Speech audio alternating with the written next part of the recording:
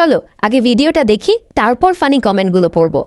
तो चलिए शुरू करते हैं। খাবার আনতে গিয়েছিলাম, পরে এনএসির একটা মেয়ে সেকেন্ড কল দেওয়ার পরে ইজিপ্টে আমি কান্না করছি, লিটারালি কান্না করছি। ও আমাকে হাত করছে যে ইউ আর ক্রাইং, তুমি ঠিক আছো? আমি বলছি হ্যাঁ আমি ঠিক আছি।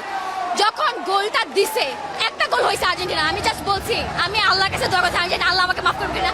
বলতেছে আল্লাহ আমি মসজিদে 500 টাকা দিব, আমি চাই যে মেসি কোয়ার্টার ফাইনাল যাক, ওয়ার্ল্ড কাপ খেলুক বা না খেলুক, কোয়ার্টার ফাইনাল জিতুক, আমি এটাই চাই। কারণ ব্রাজিল আর পর্তুগাল সাপোর্টাররা অলরেডি এটাই দোয়া করতেছিল, ওরা আমাদেরকে লিটারালি খেপাই দিয়েছিল।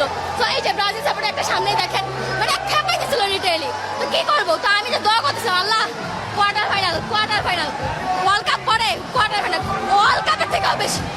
So let's go. মসজিদে 500 টাকা দেব, মেসিরা অন্তত কোয়ার্টার ফাইনালে যাক। হায় রে বাঙালি।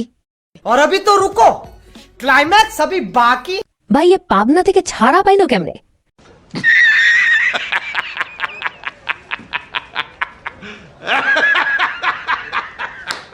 খুশিতে আন্ডারগ্রাউন্ড সব বাইকে বিলিয়ে দাও। আর একটু হলে পাগল হয়ে যাইতো। চুরি করে বিশ্বকাপ নেওয়ার গল্প শুনেছিলাম, আজকে নিজের চোখে দেখলাম।